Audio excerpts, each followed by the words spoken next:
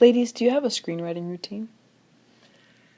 Do we have a screenwriting routine? We have a bit of a screenwriting routine. We do. I guess, yeah. I come over to Janice's after work. She cooks dinner. We eat dinner. We talk about, right now we're in kind of a rewrite phase. So we're in a place where we're reconceptualizing some of the relationships. So we'll kind of have those kinds of discussions over dinner, and then we'll go downstairs and we'll look at the board. And that's more of a plotting, kind of figuring out how these new relationships are going to fit into our new plot. Mm-hmm. Yeah. So, and it usually always involves chocolate in some kind of way. That's our muse. Yeah. So, yeah. Mm-hmm. Well, Janice, I think you said previously that you write at night, like late at night, and Barrington, you're a morning person. Right. We do both. Right.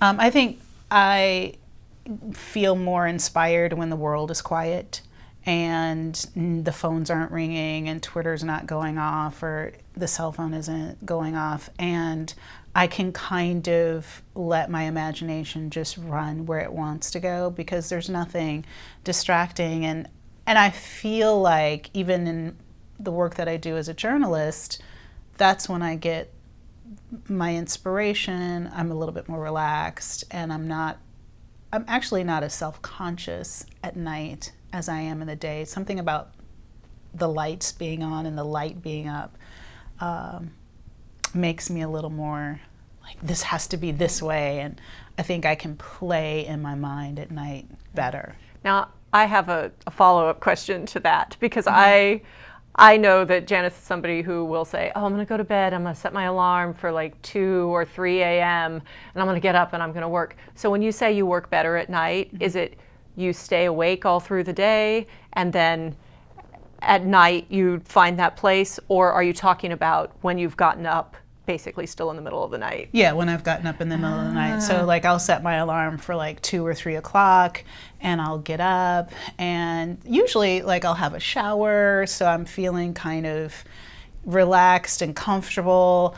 And I think when the shower starts, I work well by water or with water. I get inspired because I'm not really thinking about what I'm supposed to be writing, but the characters start coming alive to me, and then because I do keep a pad in my bathroom just in case I need to write, and then I go downstairs or go in my bedroom or stay in my bedroom and just kind of write things out and kind of freehand things. So yeah, I think being in an atmosphere where I don't feel like I have to write at a desk or at a computer. I free write a lot by hand.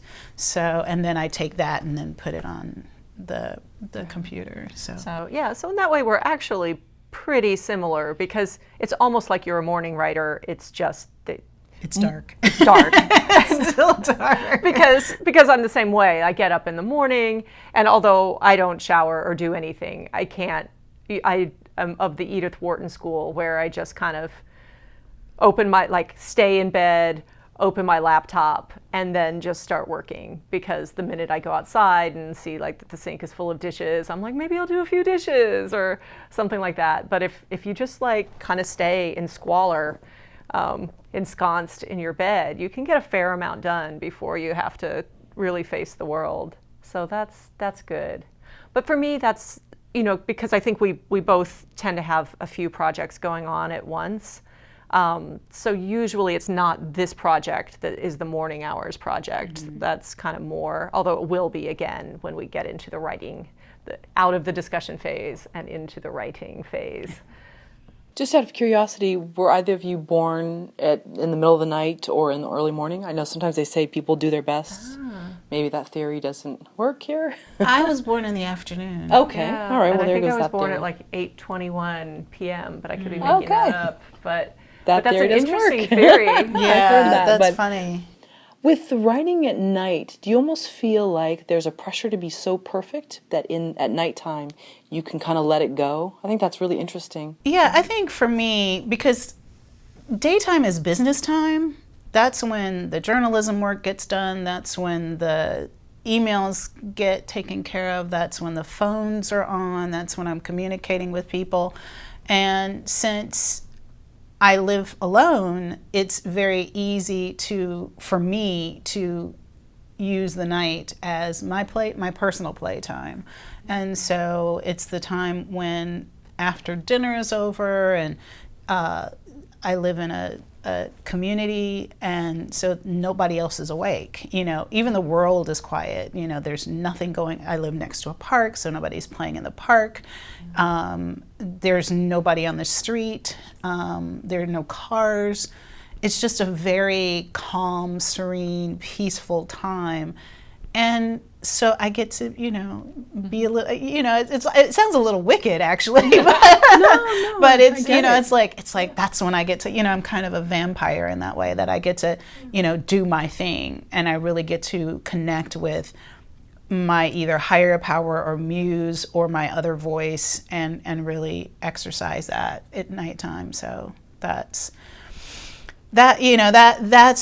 when I can feel, even if I'm listening to music, that's when I can hear the music, and music became a big part of of our screenplay, because I am so very connected to music, but I can hear music in a different way at night than I can during my daytime. Like something about even a string instrument coming out, or the lyric of a song, a particular word in a song resonates with me in a different way. And so through the writing process, on those times when I was alone and rewriting without Barrington, I listened to music a lot, and I have certain soundtracks for each character that really helped inspire kind of the mood that I was feeling, or the flow that I was taking when I was free writing alone. Right. Barrington, for you, is there something about the structure of the morning and knowing that, I think you said you had to be at work or out the door by noon or something? Right, yeah. I work 12 to 5. So great hours. So it's like that. It's good. So, but with commutes and stuff. Yeah. So if I'm out at 11:25, I'll be right on time. I'm usually out at like 11:27, and then you miss the train, and so lateness has a whole different kind of trajectory when you're dealing with some form of public transportation, because like 2 minutes late becomes the next train, which is 10 minutes late or 12 minutes late. But anyway, yeah, I'm somebody who, I'm pretty happy when I'm writing. The morning's good. You wake up, you do have less things going on in the morning. Nighttime, I used to really be able to get into a place at night, but I think it's mostly worrying about getting up in the morning that keeps me from writing late into the night as much as I used to. More and more, I think I'm getting into a place where with practice, you get to a place where you can just kind of dive in from almost anywhere.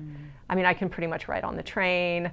If I can get a seat, I can. Sure. I can't write when I'm driving, so that's annoying, but I can kind of curl up anywhere and get a few words out. You can't write and drive? I know. It's funny because I'll have like a pad in the passenger side, and like I keep a pen. I keep pads and pens like hidden all over the house and anywhere.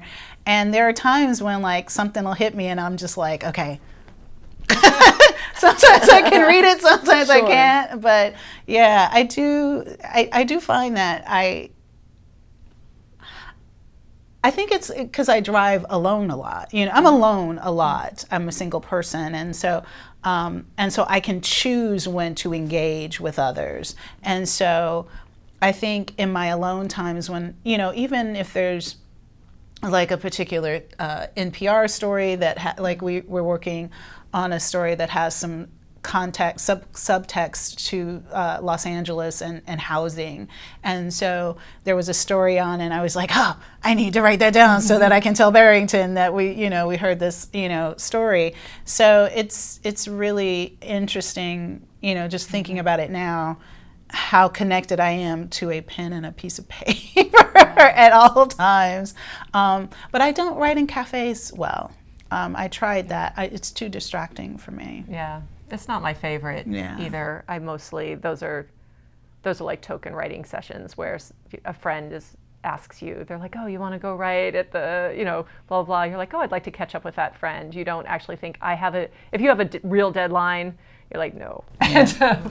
Yeah, the only time I did do cafe writing was when I was really trying to eavesdrop on certain kinds of conversations and wanting to get a flow and a rhythm for like a particular voice. That was the only time, but it wasn't, it was there, I was there snooping, I was eavesdropping. Sure. I was, I wanted to hear something different than I would hear in my own voice. And so that's when cafe writing or other kinds of but usually I'm in my home office or somewhere around my house. Yeah.